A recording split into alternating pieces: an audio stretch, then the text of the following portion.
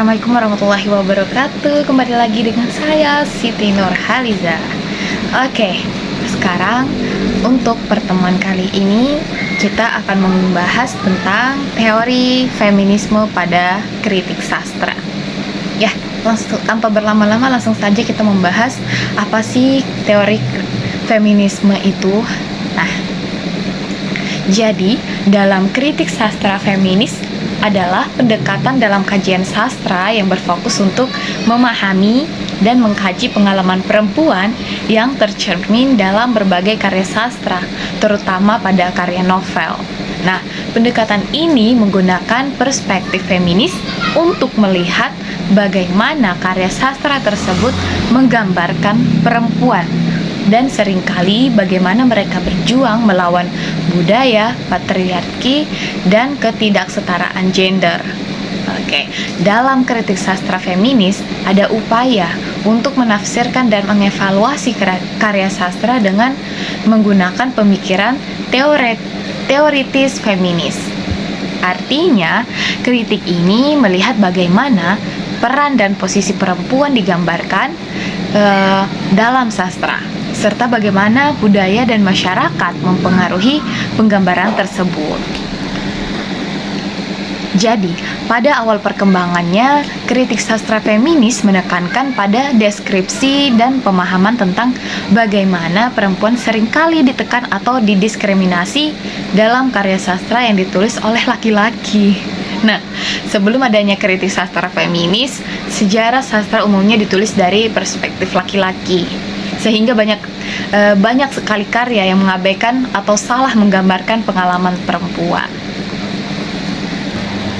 Ya, dengan kata lain, kritik sastra feminis juga berusaha untuk mengubah cara pandang kita terhadap peran dan representasi perempuan dalam karya sastra sehingga lebih adil dan setara.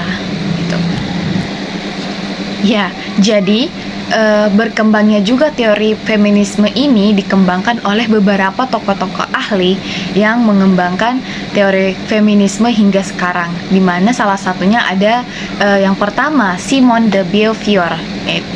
Dia menjelaskan masalah dasar feminisme sehingga membuat ketidaksejajaran antara maskulin dan feminis. Kemudian ada yang kedua, yaitu Betty Friedan, beranggapan bahwa perempuan tidak aktif karena budaya patriarki. Nah, kemudian yang ketiga ada Germaine Gier, dia beralasan yaitu untuk memperkirakan benturan akan paham feminis dan emansipasi perempuan. Kemudian ada yang keempat yaitu Kate Millett dan Michelle Barr. Nah, alasan ia mengapa mengembangkan teori feminisme itu yaitu budaya patriarki yang meletakkan perempuan di bawah kekuasaan laki-laki. Sehingga dengan alasan itulah makanya ia mengembangkan feminisme. Kemudian yang terakhir ada Lucia Irigaray, yaitu karena ia beranggapan bahwa menitik beratkan pada kaum laki-laki akan dibeda-bedakan. Jadi seperti itu. Nah, kemudian kita bahas mengenai beberapa ragam dari teori feminisme, di mana yang pertama ada kritik feminis psikoanalisis, yaitu berfokus pada bagaimana perempuan digambarkan dalam sastra berdasarkan teori psikologinya. Kemudian ada kritik feminis marxis, yaitu pembagian kerja berdasarkan gender, perempuan dalam ranah domestik dan laki-laki dalam ranah publik. Kemudian yang ketiga ada kritik feminis hitam dan lesbian, yaitu perempuan kulit hitam dan kaum lesbian seringkali menjadi korban penindasan. Nah, sekarang kita akan masuk dalam teori penerapan kritik sastra feminisme.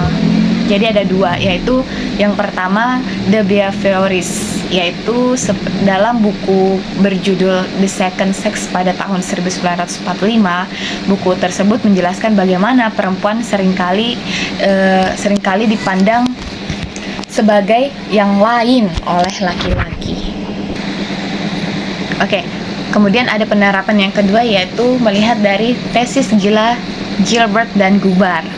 Nah,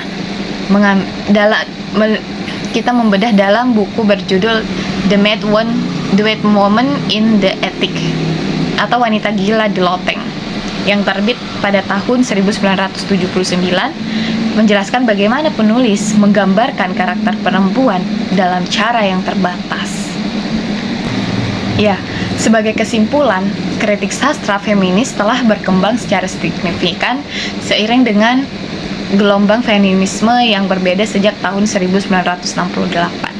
Seperti yang diperkenalkan oleh Martha Weinman Laird, gelombang pertama memfokuskan pada hak pilih perempuan, sementara gelombang kedua berupaya mengatasi hambatan hukum terhadap kesetaraan gender. Kemudian gelombang ketiga membawa perspektif interseksional, memperhatikan ras, seksualitas, dan kelas dalam penggambaran perempuan. Sedangkan gelombang keempat berfokus pada isu kekerasan seksual dan memanfaatkan media sosial untuk mempromosikan perubahan. Jadi, kritik sastra feminis sendiri menyoroti pengalaman perempuan dalam karya sastra dengan menggunakan perspektif feminis untuk menantang dominasi patriarki dan menggali representasi perempuan serta peran penulis perempuan. Ya, jadi itu saja yang dapat saya simpulkan pada kesempatan ini, yaitu tentang materi feminisme. Kurang dan lebihnya saya mohon maaf. Wabillahi taufiq wal hidayah. Assalamualaikum warahmatullahi wabarakatuh. Jangan lupa di subscribe, like, share, and comment ya teman-teman. Bye bye.